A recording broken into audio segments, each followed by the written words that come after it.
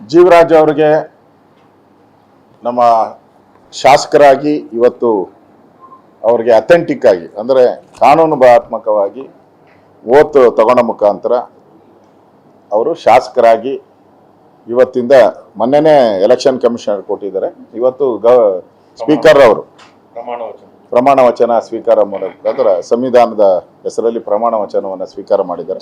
ಇನ್ನು ಅವರು ಅಫಿಷಿಯಲ್, ಹಿಂದೆ ಇದ್ದವರು ಅವರು ಡೂಪ್ಲಿಕೇಟು, ಈಗ ಅಫಿಷಿಯಲ್ಲು ಒರಿಜಿನಲ್ಲು ಆಯ್ಕೆಯಾಗಿ ಬಂದಿದ್ದಾರೆ. ಸೊ ವೋಟ್ ಚೋರಿ ಬಗ್ಗೆ ಕಾಂಗ್ರೆಸ್ ಅವರು ದಿನನಿತ್ಯ ಮಾತಾಡ್ತಾರೆ. ಈಗ ವೆಸ್ಟ್ ಬೆಂಗಾಲಲ್ಲೂ ಮಾತಾಡ್ತಾ ಇದ್ದಾರೆ ವೋಟ್ ಚೋರಿ ಬಗ್ಗೆ, ಅಸ್ಸಾಮಲ್ಲೂ ಮಾತಾಡ್ತಾ ಇದ್ದಾರೆ, ಆದರೆ ಕೇರಳದಲ್ಲಿ ಮಾತಾಡ್ತಾ ಇಲ್ಲ, ತಮಿಳ್ನಾಡಲ್ಲಿ ಮಾತಾಡ್ತಾ ಇಲ್ಲ. ಇವೆರಡೇ ರಾಜ್ಯದಲ್ಲಿ ವೋಟ್ ಚೋರಿ, ಇನ್ನೆಲ್ಲ ಕಡೆ ಅವ್ರಿಗೇನಾಗೈತಲ್ಲ ಅದಕ್ಕೆ ವೋಟ್ ಚೋರಿ ಇಲ್ಲ. ಇದು ಸ್ಪಷ್ಟವಾಗಿ ಶೃಂಗೇರಿ ಚುನಾವಣೆ ಏನಿದೆ, ಇಲ್ಲಿ ಚುನಾವಣಾ ರಿಸಲ್ಟ್ ಬಿಜೆಪಿ ಇದು ಕಾಂಗ್ರೆಸ್ ಪರವಾಗಿ ವಾಲಿದೆ ಅನ್ನೋ ಒಂದು ಟ್ರೆಂಡ್ ಬಂತು. ಆ ಟ್ರೆಂಡ್ ಬಂದ ತಕ್ಷಣನೇ ಅಧಿಕಾರಿಗಳೆಲ್ಲ ಎಣಿಕೆ ಸಿಸ್ಟಮ್ನೇ ಚೇಂಜ್ ಮಾಡಾಕ್ಬಿಟ್ರು. ಬ್ಯಾಲೆಟ್ ಪೇಪರು ಫಸ್ಟ್ ಕೌಂಟ್ ಮಾಡಬೇಕಾಯಿತು, ಅದಾದಮೇಲೆ ಜನರಲ್ ಎಲೆಕ್ಟ್ರಾನಿಕ್ ವೋಟಿಂಗ್ ಮಿಷನ್ ಮಾಡಬೇಕಾಯ್ತು. ಅದು ಬಿಟ್ಬಿಟ್ಟು ಕೊನೆಯಲ್ಲಿ ಎಲ್ಲ ಮಾಡಿದ್ದಾರೆ. ಮತ್ತೆ ಬಂಡಲ್ಗಳೆಲ್ಲ ತೆಗೆದ್ಬಿಟ್ಟು ಅವ್ರ ಕಡೆ ಹಾಕ್ಬಿಟ್ಟು ಗೆದ್ದಿದ್ದಾರೆ ರಾಜ ಅಂತ. ಯಾರು ಒತ್ತಡ ಆಯಿತು? ಯಾರು ಫೋನ್ ಮಾಡಿದ್ರು? ಅಲ್ಲಿನ ರಿಟರ್ನ್ ಆಫೀಸರ್ಗೆ ಫೋನ್ ಯಾರು ಮಾಡಿದ್ರು?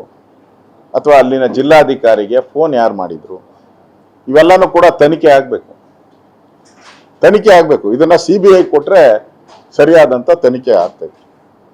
ಈಗ ನಮ್ಮ ಮೇಲೆ ವೋಟ್ ಚೋರಿ ಹೇಳ್ತಾ ಇದ್ದಾರೆ. ಕಳ್ತನ ಮಾಡಿದವ್ರು ನೀವು.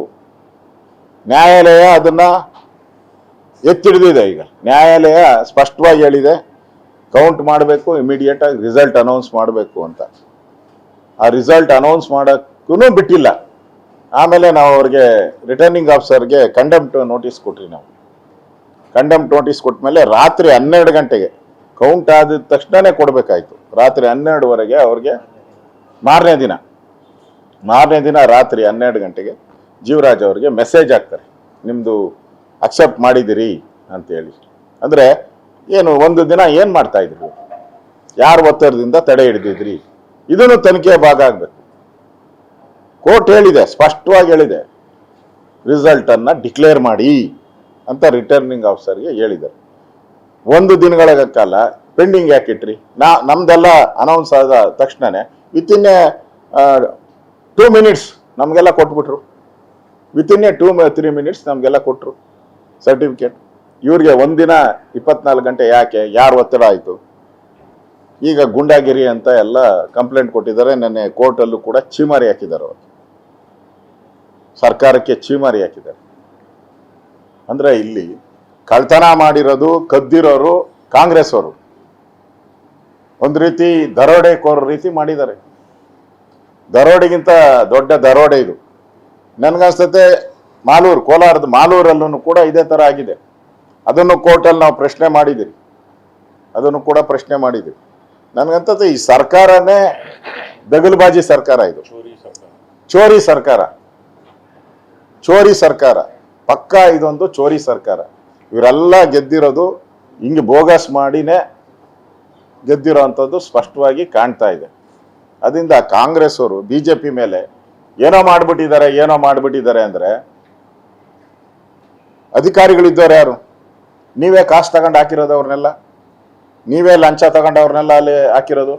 ಅದು ಒಂದಲ್ಲ 2 ಟರ್ಮ್ ಹಾಕಿದ್ದೀರ, 3 ವರ್ಷ ಆಗಿದೆ.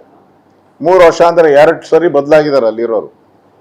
ನೀವೇ ದುಡ್ಡು ತಗೊಂಡು ನೀವೇ ಹಾಕಿ, ಅವರೇ ಯಾರ ಪರ ಮಾಡ್ತಾರೆ? BJP ಪರ ಮಾಡ್ತಾರೆ ಅವರು. ಸುಮ್ಮನೆ ನಾಟಕ. ಕಾಂಗ್ರೆಸ್ ಅವರಾದ್ರೆ ದೊಡ್ಡ ನಾಟಕ. ಸೋತಿದ್ದಾರೆ, ಸೋಲ್ನ ಒಪ್ಕೊಬೇಕಾಯಿತು. ಶೃಂಗೇರಿಯ ಜನ ಏನು ಮತ ಕೊಟ್ಟಿದ್ರು ಅದನ್ನು ಒಪ್ಕೊಳ್ಳದೆ ಇವತ್ತು BJP ಮೇಲೆ ಆಪಾದನೆ ಮಾಡ್ತಾ ಇದ್ದಾರಲ್ಲ, ಅದು ಹೇಡಿತನ, ಕಾಂಗ್ರೆಸ್ಸಿನ ಹೇಡಿತನವನ್ನು ತೋರಿಸ್ತತೆ. ಈಗ ನಾವು ದಾವಣಗೆರೆದಾಯಿತು, ಒಪ್ಕೊಂಡ್ರಲ್ಲ ನಾವು ಚುನಾವಣೆ. ಬಾಗಲಕೋಟೆ ಚುನಾವಣೆ ಆಯಿತು, ಒಪ್ಕೊಂಡಿದ್ದೀರಿ ನಾವು. ಸೋಲಾಗಿದೆ, ಅದನ್ನು ವಿಮರ್ಶೆ ಮಾಡ್ತೀರಿ. ಅದು ಬಿಟ್ಟುಬಿಟ್ಟು ಇವ್ರದೇ ಅಧಿಕಾರಿ, ಇವ್ರದೇ ಅಲ್ಲಿ MLA ಇದ್ದಿದ್ದು ಹಿಂದೆ. ಇಷ್ಟೆಲ್ಲ ಇದ್ರೂ ಕೂಡ ಹೋಗಿ CCTV ಕ್ಯಾಮ್ರಾ ಸುತ್ತು, ಅದಕ್ಕೆಲ್ಲ CCTV ಕ್ಯಾಮ್ರಾ ಇದೆ. ಯಾವುದದು ಇದ್ರ ರೂಮು, ಸ್ಟ್ರಾಂಗ್ ರೂಮ್ ಸುತ್ತು CCTV ಕ್ಯಾಮ್ರಾಗಳಿದೆ. ಇದು ಲಾಕ್ನ ಸೀಲ್ ಮಾಡಿರ್ತಾರೆ, ಪೊಲೀಸ್ ಕಾವಲಿರ್ತೈತೆ. ಆ ಪೊಲೀಸರು ಯಾರು? ಇವ್ರ ಮಾತು ಕೇಳೋರೆ, MLA ಮಾತು ಕೇಳೋರೆ ಪೊಲೀಸವ್ರನ್ನ ಹಾಕೊಂಡಿರೋದು. ಪರಮೇಶ್ವರ ಹೇಳಿದಾರಲ್ಲ, MLA ಯಾರು ಹೇಳಿದಾರೆ ಅವ್ರನ್ನೇ ಹಾಕೊಟ್ಟಿದ್ದೀರಿ ಅಂತ ಹೇಳಿದ್ದಾರೆ. ಅವರೇ ಪರಮೇಶ್ವರ್ ಹೇಳಿದ್ದಾರೆ MLA ಹಾಕೊಟ್ಟು, MLA ಕೊಟ್ಟಿರೋರೇ ಹಾಕಿರೋದು ಕಾವಲ್ಗೆ. ಆ ಕಾವಲ್ ವ್ಯವಹಾರನೆಲ್ಲ ಡೌಟ್ ಬೀಳ್ತಾ ಇದ್ದೀರಾ. ಯಾಕೆ? ನೀವು ಹಾಕಿದ ಕಾವಲ್ಗಾರ, ಅದನ್ನ ತಪ್ಪಿಸೋಗಿ ಹೆಂಗೆ BJPಯವರು ತಿದ್ದುಪಡಿ ಮಾಡಕ್ ಸಾಧ್ಯನೇ? ಅದರಿಂದ ಇದು ಸೋಲನ್ನ ಒಪ್ಕೊಳ್ಳೋ ಅಂತ ಒಂದು ಮಾನಸಿಕ ಸ್ಥಿತಿ ಇಲ್ಲ ಅವ್ರ ಹತ್ರ. ತಪ್ಪಾಗ್ಬಿಟ್ಟಿದೆ. ಇನ್ನ ರಾಜ್ಯದ ಜನ ಚೀಮಾರಿ ಆಗ್ತಾರೆ.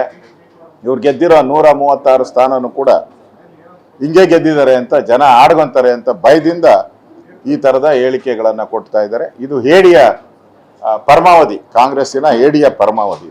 ಇದನ್ನ ಜನ ಶಂಸಲ್ಲ.